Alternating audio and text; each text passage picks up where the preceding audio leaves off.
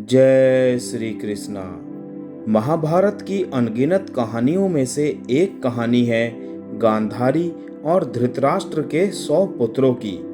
हम सभी जानते हैं कि 5 पांडवों की माता कुंती है, लेकिन 100 कौरव गांधारी और धृतराष्ट्र के पुत्र थे।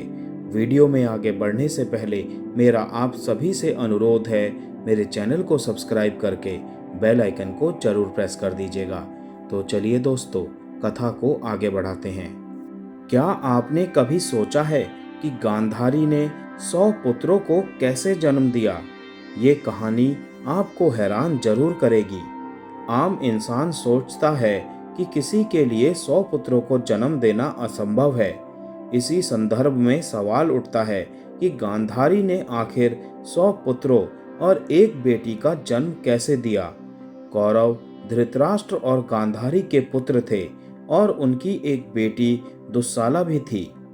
एक बार ऋषि व्यास ने गांधारी की सेवा से प्रसन्न होकर उन्हें एक वरदान देने की बात कही। ऋषि व्यास ने गांधारी को 100 पुत्रों का आशीर्वाद दिया। इसके बाद गांधारी गर्भवती हुई, लेकिन 2 साल बीत जाने के बाद भी उन्हें कोई संतान नहीं हुई। अंततः उन्होंने एक मांस का टुकड़ा जन्म दिया। ऋषि व्यास ने उस मांस के टुकड़े को 101 हिस्सों में बांटा और उन्हें अलग अलग बर्तनों में रख दिया।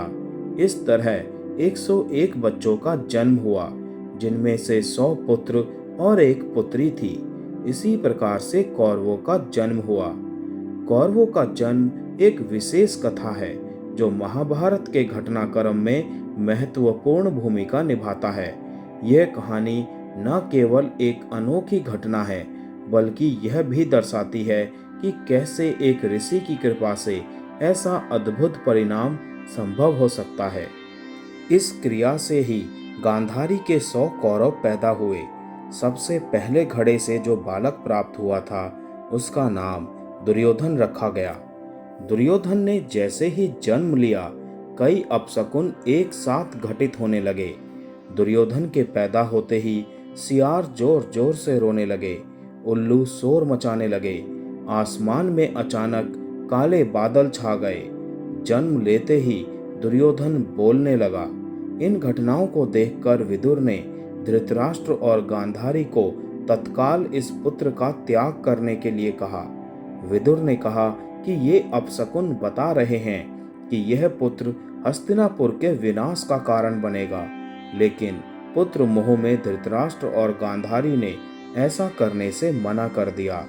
बाद में विदुर की भविष्यवाणी सच साबित हुई। दुर्योधन को कलयुग का अवतार माना जाता है, क्योंकि दुर्योधन में वे सभी गुण मौजूद थे जो कलयुग में स्वार्थ के लिए अपनाए जाते हैं। इसीलिए दुर्योधन को कलयुग का अवतार कहा जाता है। दुर्योधन के बारे में एक बात कही जाती है कि वो बहुत ही कूटनीतिज्ञ, राजनीतिज्ञ और नेतृत्व करने की गजब की क्षमता रखता था। वो गधा युद्ध में भी निपुण था। दुर्योधन में बिजली की तरह चपलता थी। वो बहुत जल्द लोगों को अपना बना लेता था। उसके इसी गुण के कारण कई राजाओं ने महाभारत के युद्ध में उसका साथ दिया था। जय श्री कृष्णा।